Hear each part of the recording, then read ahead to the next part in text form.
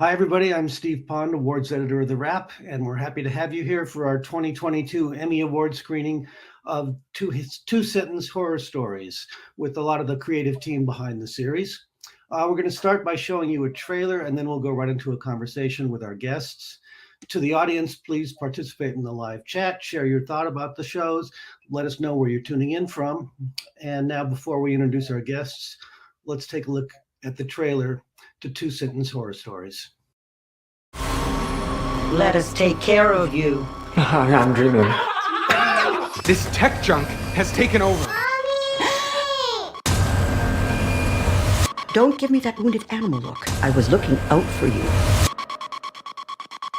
Brendan? This is not funny.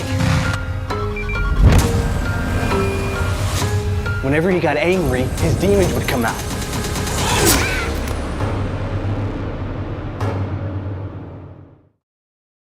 Welcome back. It's my pleasure to introduce the series executive producer and plant life director Vera Miao, toxic director Chase Joynt, crush directors Kailey and Sam Spear, plant life director of photography Guy Pools, and series composer Brittany Allen. Welcome everybody, and thanks for joining us. Hi.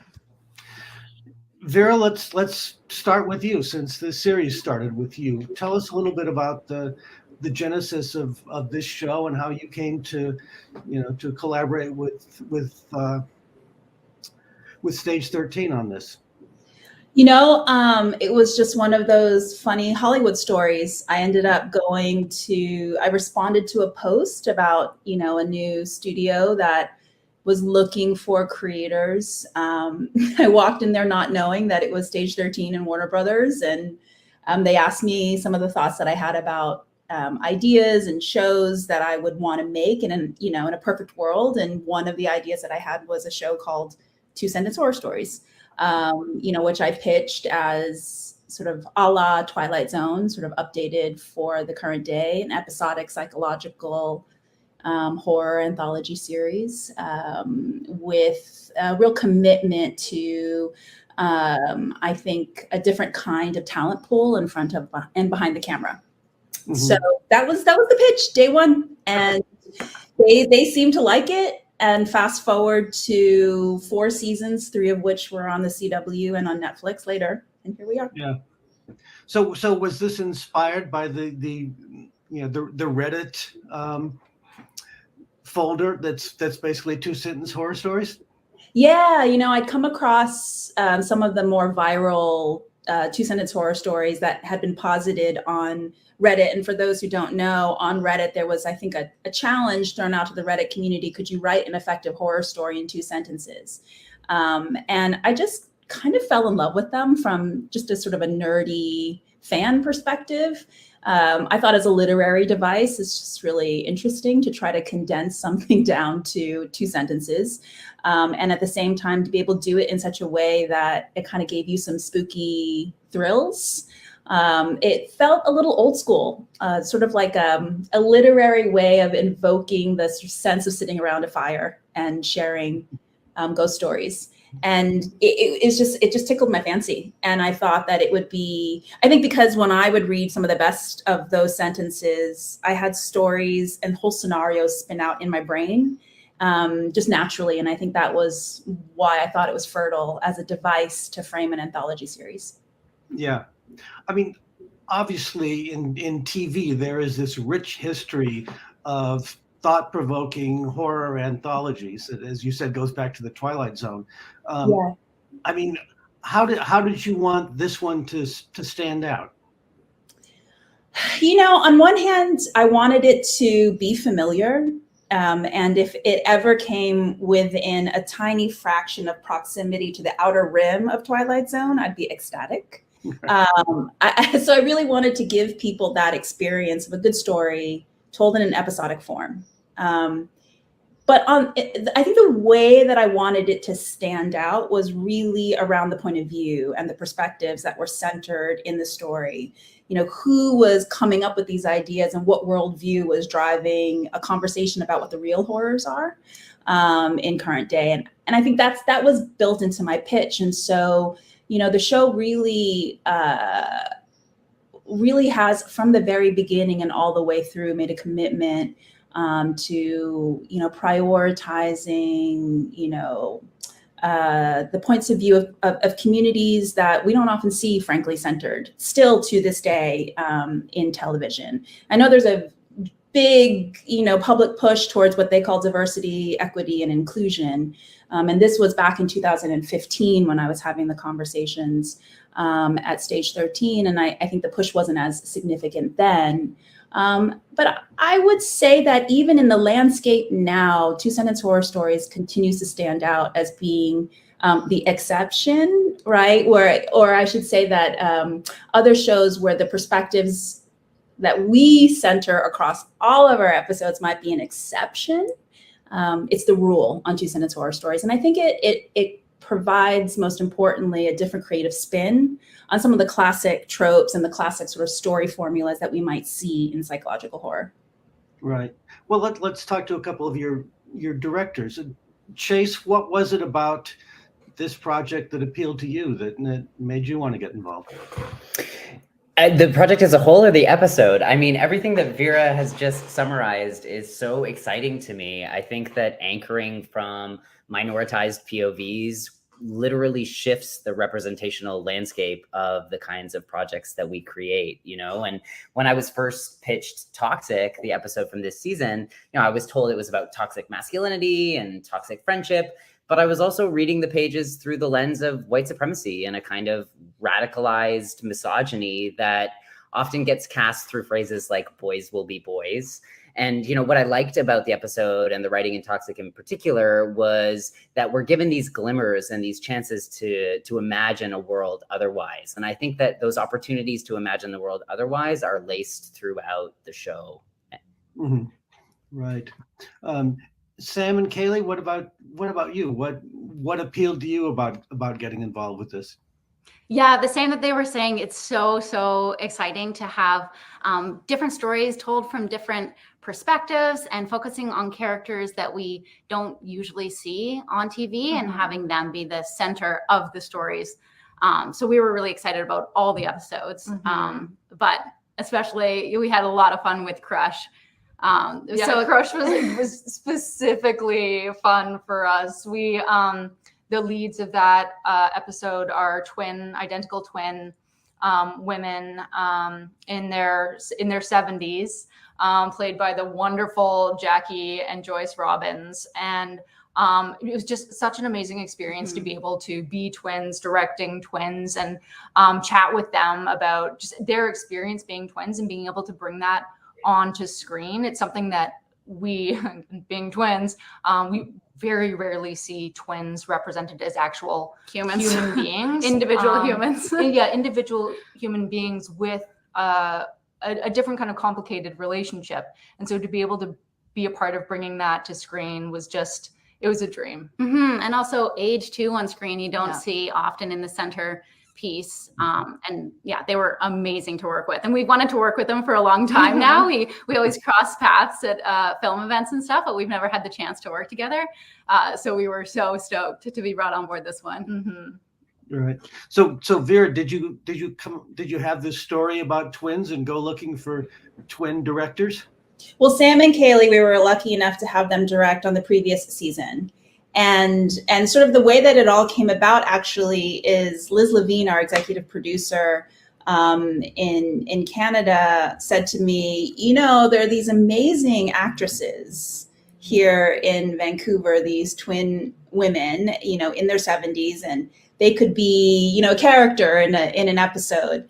And she exposed me to them, and I was like, well, why aren't they the episode, and it sort of came from there. This sort of, I started thinking about Grey Gardens and the ways in which that documentary is a horror story in and of itself, and how we might be able to do a little bit of an homage while exploring, the themes about codependent familial ties and elder abuse and sort of predatory behavior. And then I'm going to take full credit. I was like, Sam and Kailey need to direct these twins because I want the promotional material of twins correcting twins. I mean, it's just, it kind of writes itself, frankly. So it was a sort of a moment of kismet where, you know, we didn't have a pre-existing story. We actually had the talent. And then that sort of immediately, you know, exploded into, you know, a really fantastic story. And I was honestly extremely excited to center characters who were in their 70s. And it's particularly unusual on the network that we premiered the episode on, which is CW. Though I think the demographics of CW's audience is much broader than one might assume. But I've always had a particular love of centering, you know, folks who are older. And I think that those characterizations and as lead roles with dimensional personalities and stories is a little too rare. So it was just this great opportunity to make it all happen. Mm-hmm. Right. And one of the wonderful things about that episode is you start out thinking of them as being fragile and perhaps being victims, and it ends up being something very, very different than that. Yeah, totally. So I think is a little bit of twisted wish fulfillment, at least some of the time. Yeah. Well, I want to talk about a different kind of diversity to you, Brittany, because usually if you're hired to be the composer on a series, you will come up with, you know, themes and a musical vocabulary that you'll be able to use variations on through the whole series. With this, each episode can be a completely different style than the one before it and the one after it. And I would imagine that sort of complicates things as a composer, because you have to do, you know, a variety of different musical styles within, you know, from one episode to the next. Yeah, it's both the challenge and the joy of scoring an anthology. You know, you do get to try something new with every episode and really kind of go, okay, what is the sound of this episode? What's, you know, am I approaching this with more classical string elements and piano? And in the case of Crush, that was kind of more the direction we went in, because, you know, they've got this history of being, one of them is a performer, and I actually wrote the song and sang the song as well, that she, you know, she's watching a video of at one point that you know, that was pretty fun actually, because she falls off the stage at the end of that video. So I really got to lean into the actor side of me actually for that moment. But then you contrast that with Toxic, which was, you know, really quite experimental and electronic. And it was more about, you know, I have a couple of analog synthesizers and I just made a bunch of sounds. And, you know, with that, with every episode, I do come at things from an actor's perspective, because I've been an actor for most of my life, and prior to composing, that's what I did. And so what I love about Two Sentence Horror Stories is that it's a combination of pushing the bounds of sound through the horror. You know, what is this an electronic horror? Is this, you know, vocal horror? How can I push kind of sounds to their darkest, ugliest place that somehow makes me feel the way the horror does, but also what's the heart of the story? And all of these stories do have so much heart, and that's what I love about like the through line with them all. So with that, it's kind of, you know, it's all experimenting, but you sit down at the piano and you just try to find kind of the theme, like what's the character's journey, what's their arc, and where do they start and where do they end, and how can I find a theme that captures all of that, and that maybe starts in one place, but then by the end of it, we've twisted it and we've brought these horror elements in. So yeah, it is a challenge though on the timeline that we have to go, okay, brand new sound, brand new vibe, but I like it. It keeps things fresh. And it pushes me to learn with everything. With Plant Life, that was really neat, because that was like exploring, you know, something that I think we all can really relate to, which is our addiction to the screen and the loneliness, the kind of lack of deep fulfillment that comes from that, but we can't pull ourselves away from it. And there were a lot of unique elements to that story. There was kind of a comedic element as he's trying to like destroy this plant, and we really went for some like fun, chaotic strings for that. But then there's also, yeah, what is the sound of the technology kind of like enveloping him, and that was a combination of sound design as well as the score of really stretching some electronic sounds to just make us feel the same way the character feels. And that's always my goal, is like, how does the character feel? Let me get my heart connected to them, and then let me make as many sounds as possible until I go, that's the feeling. And it's like instinctual and practical and thoughtful. It's so I loved working on this anthology for that reason. Right. Well, let's talk about the look of Plant Life, since you mentioned that one. And Guy, I mean, you're dealing with an episode that starts in this very high tech sort of angular environment, and it gets gradually a lot messier and a lot more organic. So as the DP, how do you approach that? How do you chart those changes visually? Yeah, I mean, for me, the fun of the episode laid in its sort of minimalism. You've got one character acting for the most part opposite a plant in a single location. But the joy of this episode for me came from not just getting to work with Vera again, who I loved working with in 2016 on the digital version of the show, but with this episode, we got to essentially build a set from scratch and design it to shape it to the needs of the episode, which is not something you always get to do on every episode of this show. And so it was a real luxury to be able to work with Vera and Danielle and Robin, the art director and production designer, and be able to really pick out the minutiae of every tone of color and lamp fixture and piece of set dressing within the set, so that the whole thing sort of felt simultaneously like a bit of a cave that had closed itself off from the outside world, the way the character has, but also feel like a space that was comfortable, so that this character has found comfort in his isolation, which is unfortunately driving the person that he loves away from him. But yeah, sort of tracking that, and then having this sort of like wonderfully decorated, very nice industrial space begin to just get covered in goop and ooze and slime was fun. Messiness is fun. Yeah, and I mean, and lighting, it's pretty much all artificial lighting in there, right? I mean, you don't really see a lot of light coming through the windows much. Yeah, that's the window. Well, I mean, a lot of it was production requirements. There was just nothing outside the window, so you had to kind of grub them up, so not much light is coming in. But also, it was fun to work to just, I love keying off practical sources wherever I can. It adds sort of an honesty and naturalism to the look of, the cinematography of the show. And it was really fun to be able to literally just key off the screens of laptops and the screens of monitors and just utilize, either the overhead counter lights in the kitchen or the desk lamps in the study, and just embrace the kind of honesty and the technology of those items. Yeah, right. Well, Vera, you directed that episode, and you hadn't directed since season 1, right? I directed the digital season and season 1 of the CW season. Yeah. Right.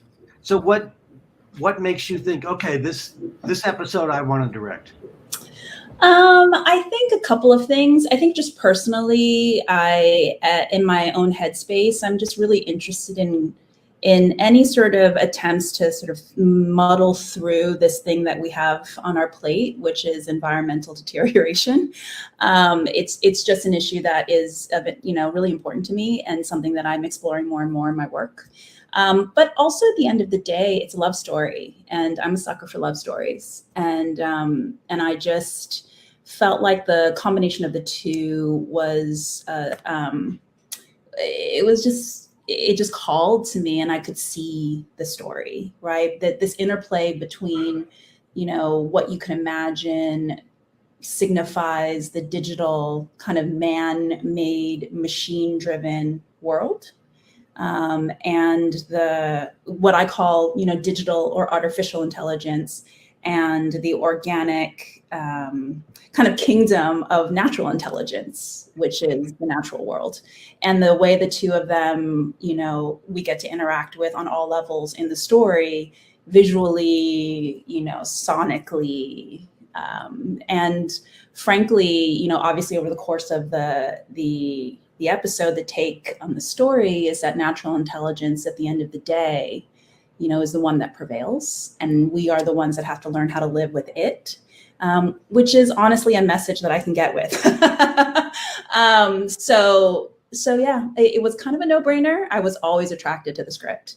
And Stephanie Adams Santos, who wrote it, she's a wonderful writer, and, you know, also someone who feels both of those tones, both environmental issues and love stories, really deeply.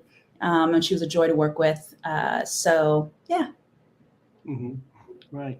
Well, let's talk a little more about the other episodes that are represented here. Chase, for you, I mean, Toxic, we should say it's basically a group of guys who are spending one last night in the woods before one of them goes off to Yale, and some practical jokes go very, very wrong, and it's mostly shot, I guess, outdoors in the forest somewhere. So, I mean, for you, what were the keys to filming that, and what were the biggest challenges? Oh, there's nothing like shooting overnights in a forest somewhere near Vancouver to keep you honest. You know, as a trans masculine person, I've witnessed toxic masculinity from both an insider and an outsider status and perspective. And, you know, I think the thing to really take seriously in the episode, but also, you know, in broader culture, is that, of course, the problem isn't men. You know, it's patriarchy. It's a system designed to reward and privilege certain kinds of people over others. And so, you know, the episode for me was a playground to try and put pressure on those issues, things like peer pressure and shame and competition, and, you know, things that get baked in as individual problems, but that are actually societal. And sometimes you got to drag your own moon around the forest to make those points. And you've got to enlist a cohort of young, strapping actors who are willing to dig deep and to hang out with you all night, and to actually find those empathetic moments of connection within themselves, which I think elevate and escalate the horror elements throughout. Right.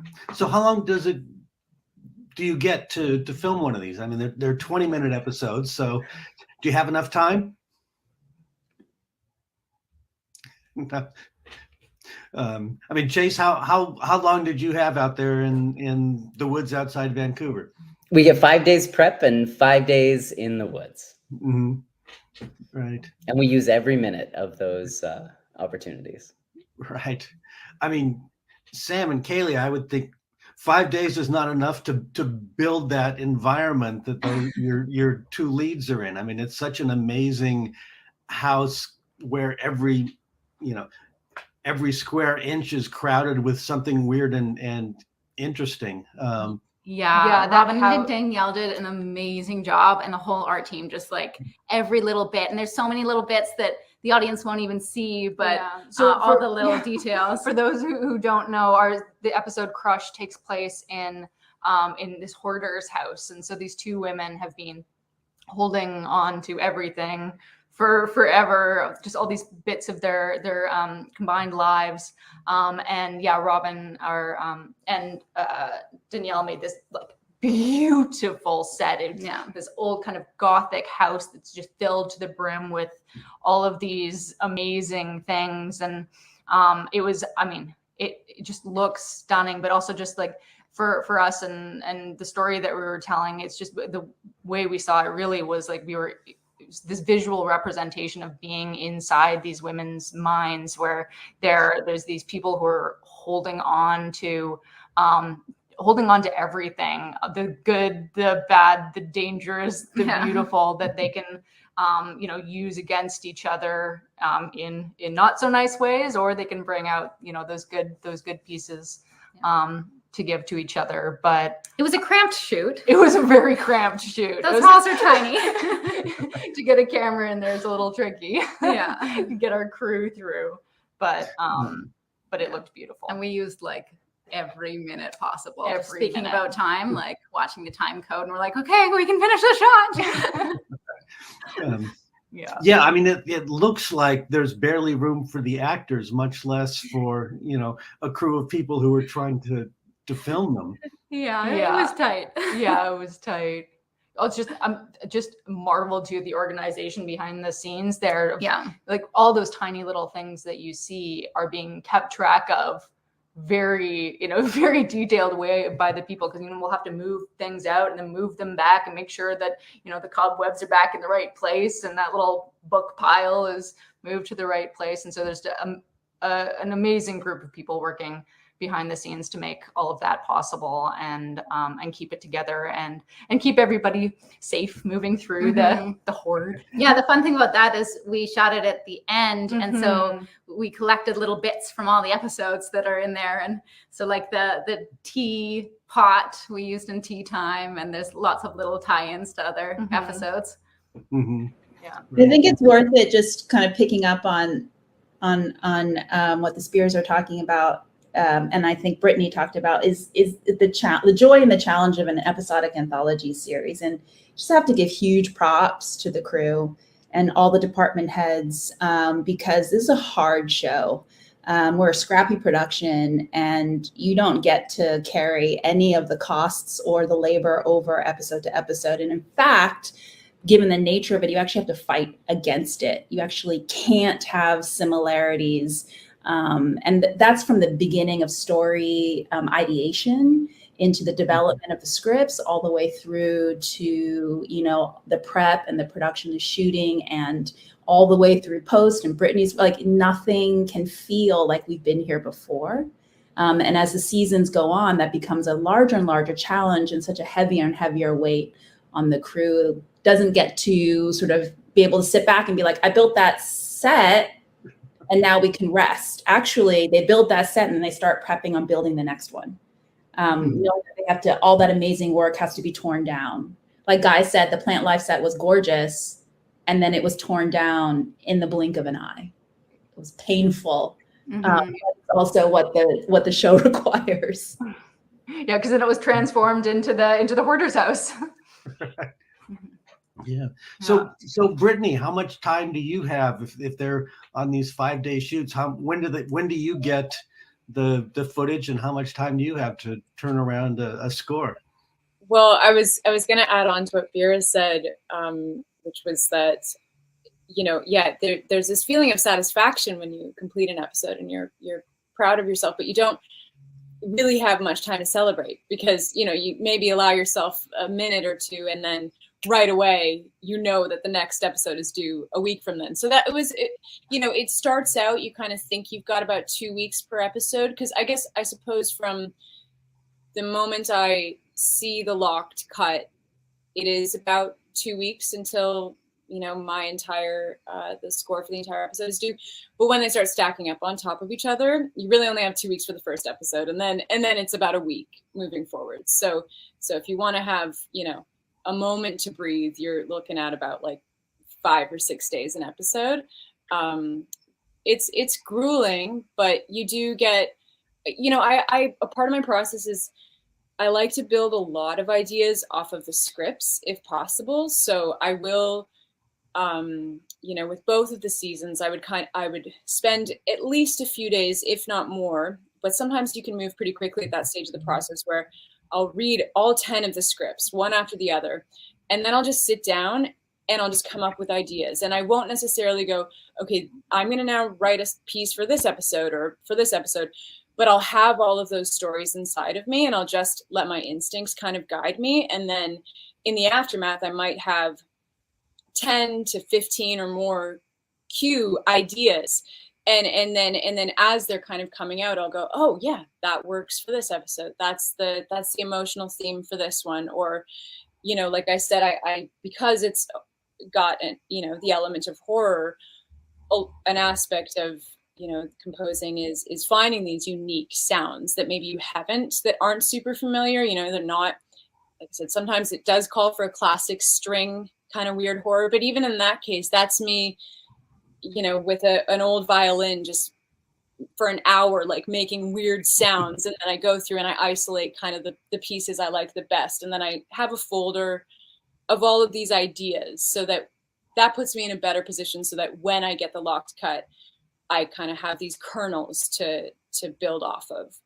And if you don't have that, you have to move a bit quicker, and you're scoring directly to picture, and that is both good because you know you're seeing it all in front of you, but I do think that you kind of miss this moment of magic and real instinct if you don't give yourself that moment of reading the script and then going, okay, where does this take me, and generating as many ideas as possible from without the pressure of, oh, this is due in 5 days.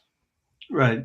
I mean, obviously, some of the greatest and most inventive film scores of all time have come in the horror genre. I mean, do you look back at horror scores from before for inspiration, or do you try to avoid anything that's out there?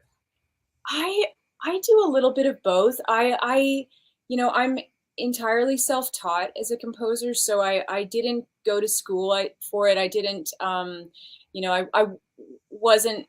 YouTube has been my school, basically. YouTube and my experience as an actor, understanding story, as well as, I was trained in musical theater for most of my life. So, I think I grew up in an environment of, like, I somehow was learning how to score without realizing it, having gone to high school, college for musical theater. You're in the middle of a scene and then something dramatic compels you to sing, compels you to, and there are these big epic pieces, or it's a quiet private moment. So I really think my understanding of storytelling, putting music to story and that language was just kind of born into my upbringing a little bit and what I was drawn to when I was younger.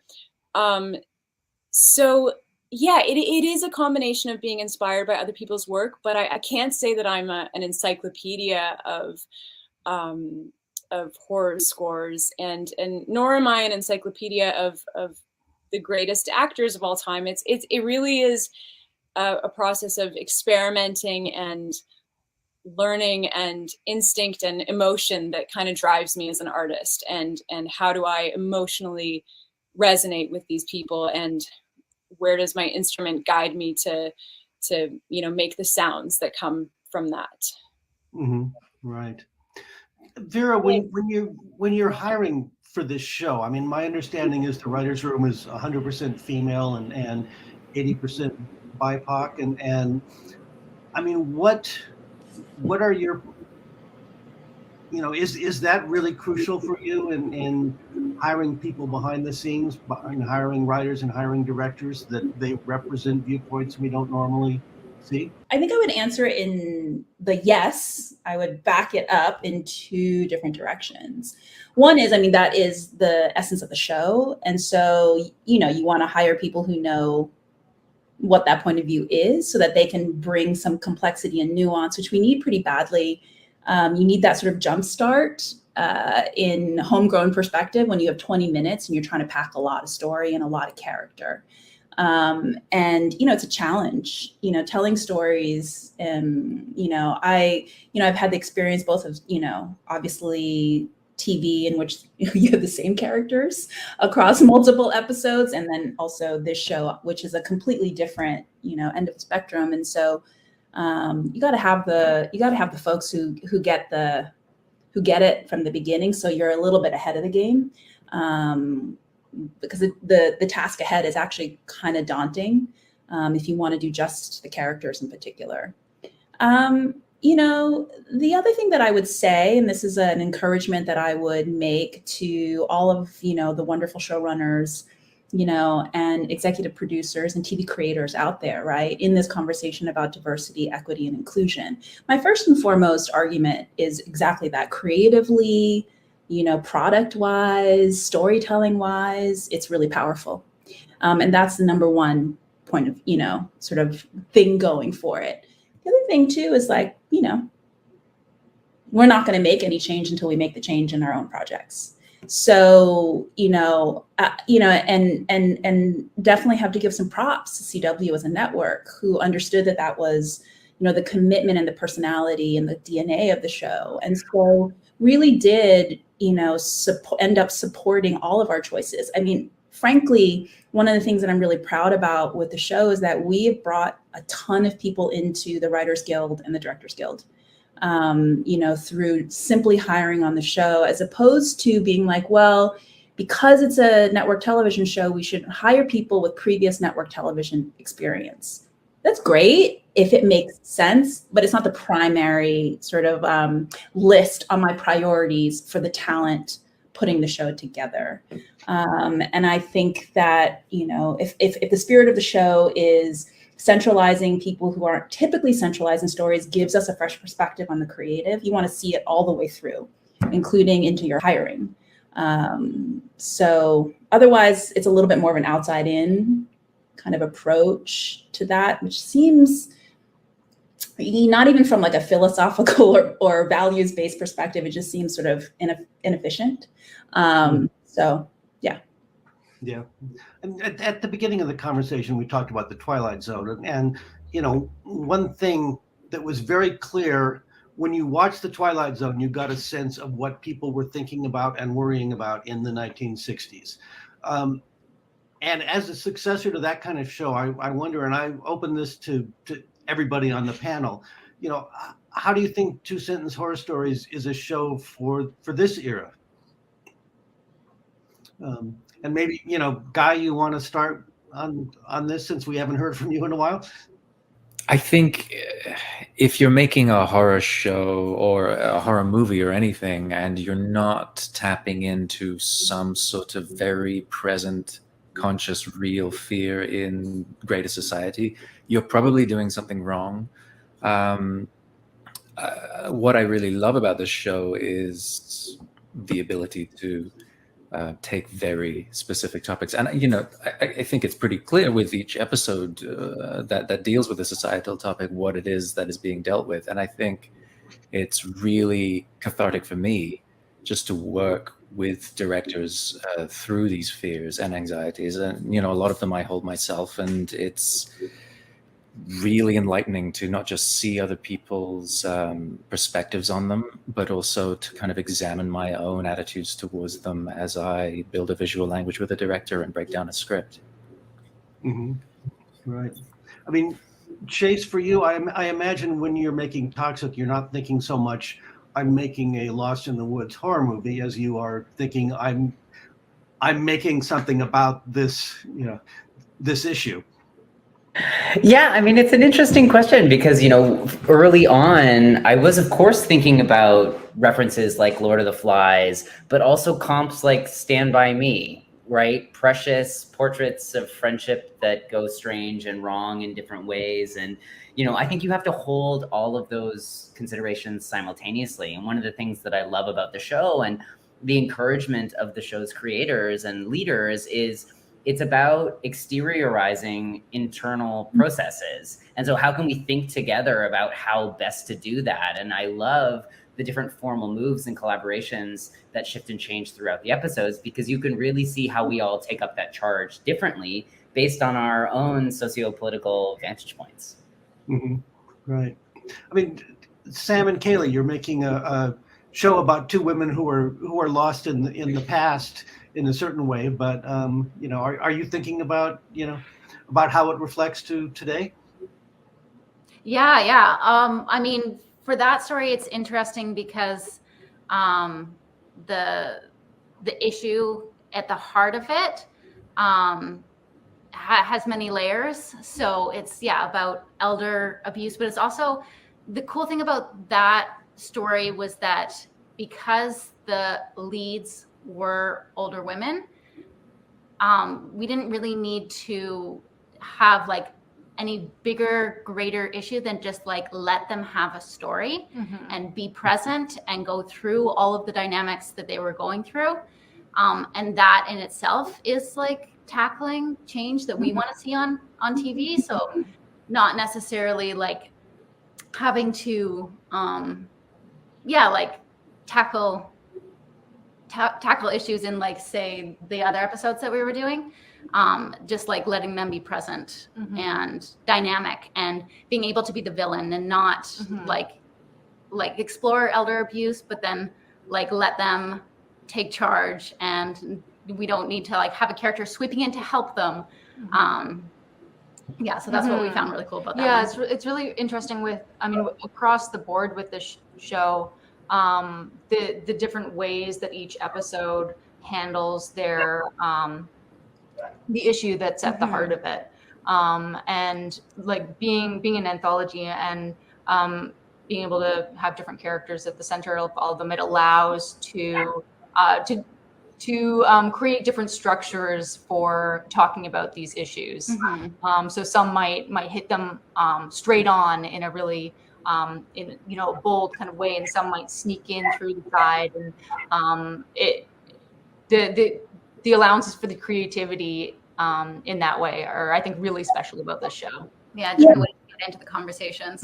Yeah, I think following up on that, I know there's a lot to be said about social horror, I think, is a term that's floated around a bit for a minute there. And there's a lot of conversation about two-sentence horror stories in the context of social issues that we might tackle through the episodes. I just want to say that I think there's a false dichotomy between the idea of the personal and the social. I think we're people in society. And so, I think that's a lot more porous and a lot more entangled than sometimes we approach it when we think about how to break story or how to talk about story. And I think the elasticity and the range that, Sam and Kailey are talking about comes from that understanding, right? That,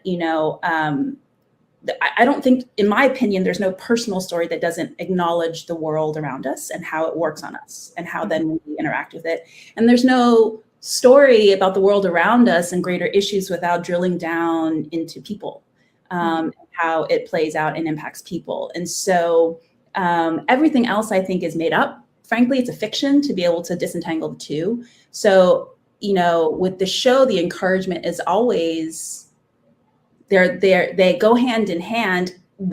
How they play out in 20 minutes may vary, like whatever the best path is to explore our character, whether the character has a more interior experience in those 20 minutes or one that is in conversation with larger forces and contexts around them. That's up to the writers, in the room, and, the script, and then the directors interpret all of that, right? But intrinsic to the show is the belief that is actually, if we're going to tell a story that actually speaks to lived experience, you have to understand that there is no separating the person from the collective. Right. Yeah. So do you have lots more sentences to Wow, those suck. to go forward? Should I mute myself? Those suck, coming up with those 2 sentences. I don't know what I was thinking when I came up with this idea, Steve. That was a terrible idea. They are horrible. They're so hard. I was like, oh, what an interesting literary device. And, shoot me now, that we decided to then make that for every episode for multiple seasons. So I probably don't have a bunch of 2-sentence horror stories in my back pocket. Those are excruciating to construct. Right. All right. Well, I think on that note, we can wrap this up, and thank you so much for joining us. For the audience out there, thank you for joining us, and you can be the first to know about upcoming screenings and get access to exclusive content if you take advantage of our free trial TheWrap Pro. For screening information, including past screenings you might have missed, you can also go to thewrap.com and click on the events tab. So everybody, thanks very much for a very enlightening conversation. Thank you so much, Steve. Thank you. Thank you.